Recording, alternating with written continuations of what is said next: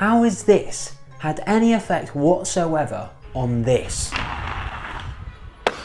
It seems kind of unlikely, but in today's video we're going to explore how the smooth flowing lines, swivels and graceful movements of wizard skating has changed aggressive skating from its traditional gaps, spins and grinds. All the stunts are performed by professionals, do not attempt this yourself. When people think about rollerblading, the majority will picture the 90s, early 2000s when rollerblading participation was at its peak. It started very raw and unrefined in the 90s, then more tricks were developed, style and control came into play, and very quickly the amplitude was being turned up a notch and it was all about who could go the biggest and cheat death. At the start of the 2000s you had the iconic coup d'etat and Mind Game's Brain Fear Gone, which set the tone for what skating would be.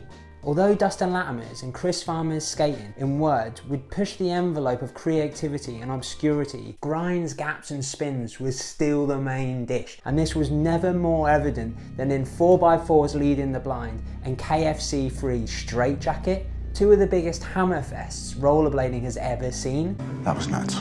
Brandon Negretti's Road to Nowhere in the mid-2000s was a pivotal moment that saw skating stepping away from amplitude and focus more on creativity, varied spot selection, style and personality. It would be the seed that brought variety to skating and showed that you could skate in different ways and it'd still be cool, ultimately paving the way for what skating we'd see in the 2010s. Around the same time, mushroom blading was brewing outside of mainstream rollerblading's eye, but we'll get onto that later. KCMO was particularly pivotal. It showed the evolution of skaters who were the main names in the 2000s, like Chris Farmer, Alex Broskow, Colin Kelso and Sean Kelso.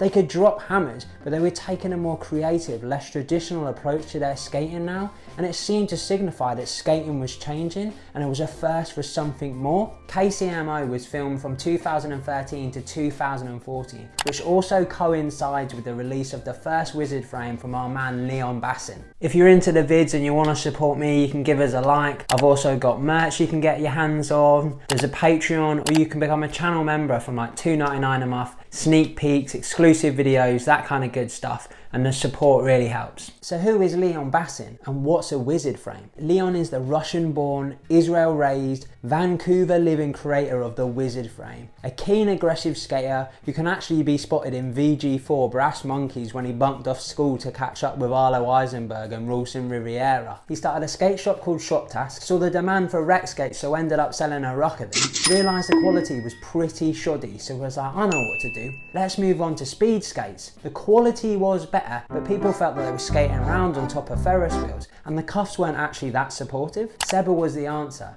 A hard boot with bigger wheels and rec, but smaller wheels and speed so you wouldn't feel like you're at the carnival. In the pursuit of a more enjoyable skating experience, he thought a slightly bigger wheel at 90mm would help. The reason why I like the 90s is because it gives you this nice stable base. So I thought that 90 would be that perfect happy medium that can cover all sizes. People seemed to struggle with the 90 at first, but Leon was onto it. Once you start wearing out the wheels, they feel perfect. You can turn, you can do everything. When he was rotating custom wheels, he noticed a pattern of wear and thought, if he could recreate this, it would reduce the braking time. If we can have those 90s slightly rockered to make it a little easier for the kind of breaking in period. New wheels in a rockered setup would give the best ride experience straight away.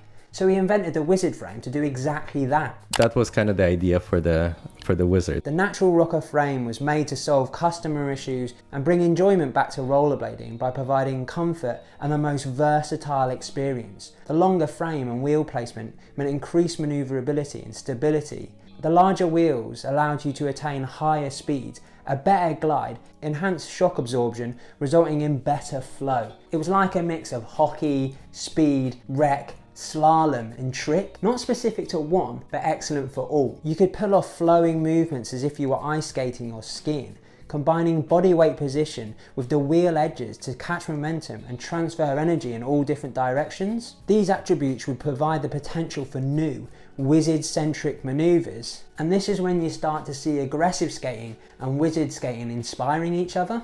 In comes mushroom blading, which I mentioned earlier. Around the mid-2000s, Todd McInerney and Joe McGarry had become tired of mainstream skating. Every picture in the magazine was jump on, slide down. It went so over the top that I wanted to go more in the weird direction. They pushed back against it, diving deeper into the more obscure and unusual skating you'd mostly see in only the classic 90s videos, when it was a little less defined in terms of what was cool, so people were a bit more experimentational. Although the term mushroom blading had been coined in the past by Andy Cruz, their skating and videos became the definition of it. It just kind of was a name for any weird style or weird trick. It doesn't have to be weird. You can just go to a tennis court and start messing around with movement is kind of what it is now. The Wizard frame was the perfect tool for them to push their experimental skating even further and actually define what Wizard skating would be, which can be seen in their Wizard frame testing videos with Leon. Their aggressive skating background and trick mentality, combined with their passion for experimenting, started to birth Wizard skating centric tricks. Through this testing and the Skate Move series with Colin Bratty, Leon was inspired to create a new 5-wheel frame, the Progressive Rocker. It gave enhanced balance and control, plus the shorter effective contact meant a better turning radius for exceptional swivels. Wizard skating has since massively grown in popularity, and it makes sense that a lot of it has come from aggressive skaters. Let's go over the reasons why. Statistics show the majority of rollerbladers are 35 plus, an ageing demographic, more adverse to risk and more prone to injury. The thought of skating around in an anti-rocker setup, that was horrific. Feeling absolutely every imperfection on the floor, falling out of grinds that you used to be able to do, isn't quite motivational anymore. Come on, you can do it, let's go! But people still want that challenge of a trick. They want that satisfaction of getting things done and that measure of progression, but with less of a risk and strain on the joints. Those bigger wheels generate more speed, provide a better flow and smoother, more enjoyable experience. It's actually fun to just cruise around. Urban skating offers that smoother ride as well, which is very popular and has definitely influenced aggressive skating. But the Wizard skating provides a clearer example of how those attributes can be used for tricks and how your current skill set in aggressive can be used in Wizard. Larger wheels have made it easier to navigate tricky environments and rougher terrain. With aggressive, you're ideally looking for specific types of skate spots. You can't just skate anywhere. With the bigger wheels, there's a lot more possibilities. What's really interesting is seeing Wizard skating influence aggressive skating. Great examples of this are Mike Torres and Junky Park. They have taken movements unlocked while Wizard skating and adapted them to their aggressive skating. It's opened up whole new avenues for creativity and exploration, resulting in some of the most captivating, best looking skating going. It sometimes feels like they found the missing chapter of Rollerblader, or they found some ancient alien techniques. It's similar to when you watch aggressive skaters who have done ice hockey in their past.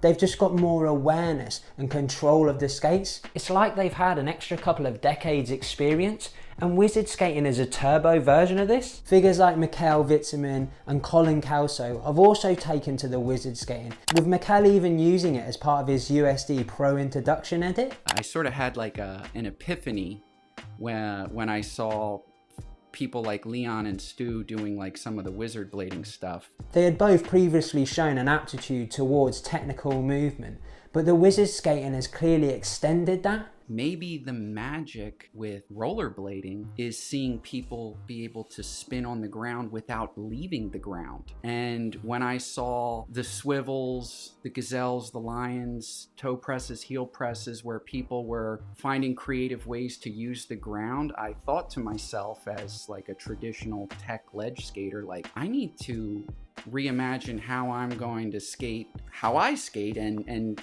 perhaps incorporating some of these movements can make my technical skating even more technical. Seeing people translating it to their aggressive skating, plus more exposure to it via social media and edits, it's become more evident in mainstream aggressive rollerblading. Even for those who don't practice Wizard, it's still an influence and just the cool thing to do. It's the trend to look like you are fully in control of those skates and your body as well. Skating is very much focused on creativity and being unique these days.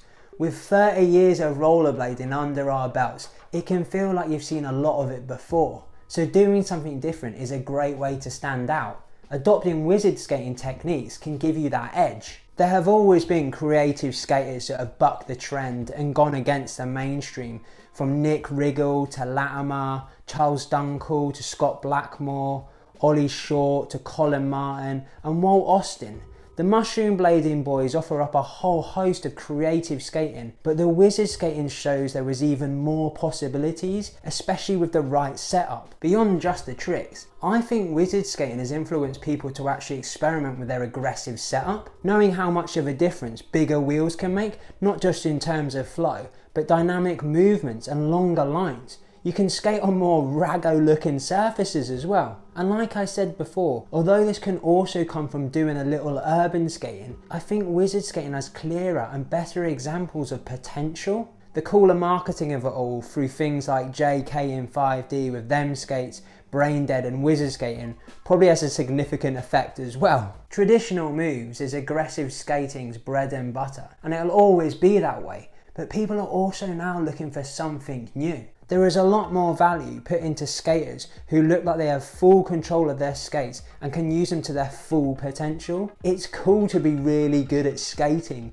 between the jumps and the grinds, not just while you're doing that. It's kind of like these people determined to get yoked at the gym, like just doing weights all the time. Do a bit of cardio, mate. Your lungs and heart will love you for it. And I think you can see that wizard influence all the way from the pros right down to novice skaters. Aggressive skating and wizard skating comes from the same source, starting on rec skates but adapting them to meet the demands of the user, but easily come full circle and feed into each other, almost like Newton's third law of motion. Forces always act in equal but opposite pairs. Aggressive skating pushed the development of wizard skating, and wizard skating pushed aggressive skating with equal force. I feel the future will be incorporating a lot more of what wizard skating is teaching us.